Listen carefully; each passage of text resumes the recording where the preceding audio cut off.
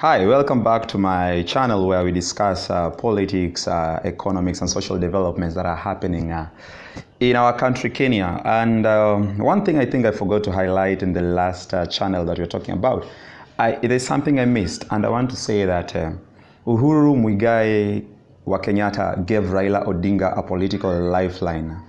Remember sometime in 2018, Raila saw himself as the people's president. But look, Raila was isolated by his own people who were waiting for a Nigerian call from I don't know where. This is Musalia, this is Weta, this is Kalonzo. Assuming that these people had decided to go the Uhuru way and say, Raila, this time we don't want violence, we don't want to go back to the streets and stuff. And they joined Uhuru. Look, Raila will be isolated. True to his word, I really feel like there was some truth in Raila's word when he said, not even in Raila's word, in Raila's cronies, when they say that Raila beat them in their own game. Because I was seeing a situation whereby Uhuru will go and snatch Weta, Kalonzo, and Madividi and put them on his side. So Raila went, had this handshake that brought him with Uhuru Kenyatta together. A very well crafted, and I'm very sure the people who advised him on the same did a marvelous job. Ruto, in his interview with Ken Mijungu sometime last year, alluded to the fact that Raila followed him first. I'm not scared of that. Raila loves alliances where he's beaten pants down, and he has really thrived on that. Since from multi-party democracy, when he destroyed Ford Kenya in some way, and all the way through NDP, LDP, ODM, and the rest. He has camouflaged and made himself very relevant in terms of forming alliances. This time round, he did so well and found these other friends of his. Pants down. Look, years down the line, Ruto is talking of not an establishment per se, he's talking of a system. That the system is working against him. True or false? Yes. But what I can say, in a race where Uhuru was not part and parcel of the handshake, Ruto will have beaten Raila pants down. And let me tell you the margin. The margin will be 52-48%. And that is what we call the marginal error of the algorithm that is happening in Africa. You will see all elections in Africa are won by 52 or 48% error. But here comes the question is, the system that Ruto is talking about, as he claims, is against him. So who was that candidate that the system wanted to bring and calm them down? That candidate was Raila Amolo Odinga. People are still asking, is Raila being played along? Maybe, maybe not. Is Raila a potential candidate based on his age that he's likely to go for one term? Really, the Raila we know? How many MOUs has he not honored ever since the CORD coalition till it camouflaged into NASA coalition? I really doubt Raila will go for one term. I don't know what the system that Ruto alludes to will do if Raila is being given the ceremonial president, because as it stands, that's the only thing that is viable. The only way Kenya can have stability is if we got the British system of government, whereby the Prime Minister is the head of government. The Queen is taking all the ceremonial duties, going to sleep at the state lodges and stuff. Probably, I don't know whether that is what Raila wants, because at his age, I'm very sure when it comes to 2022, he'll be probably clocking 80 or 80 past. Then the question is, can Raila go for one term? Very difficult from this man. It's something I don't see it happening anytime soon. But what I'm saying is, on a level ground right now, Raila has made inroads in central Kenya because of Uhuru Kenyatta.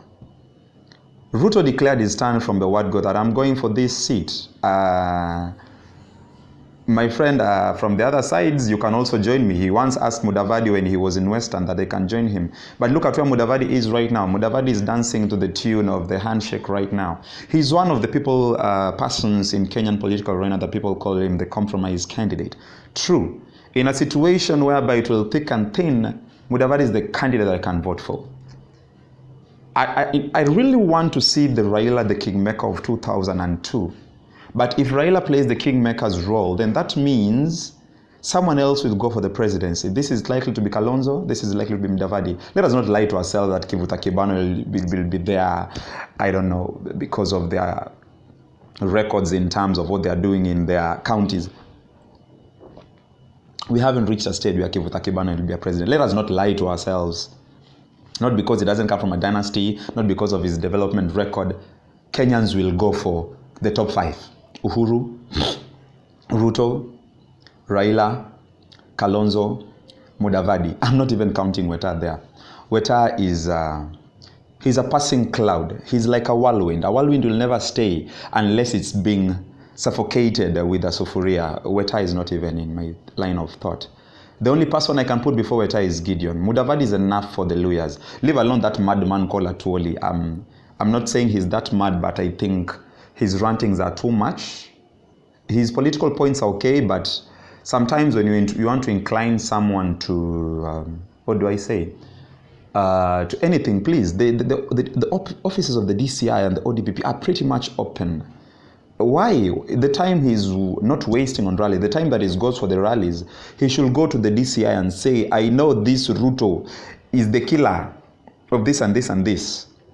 Don't forget, Atuoli was also mentioned somewhere some time back of killing someone, but we've not seen that case being opened up in open air.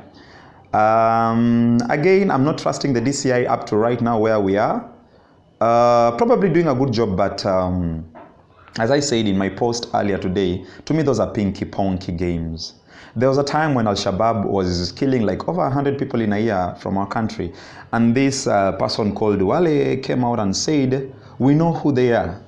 We know who is funding the Al-Shabaab. What happened then? Nothing. Trust you me, Ruto is one person who is very key in Kenyan politics right now. If Ruto decides to come out and say it's Kibicho who's frustrating our efforts, it is so-and-so's frustrating our efforts, Ruto will gain more sympathy. Trust you me. And it's that sympathy that Ruto is getting right now in Central Province.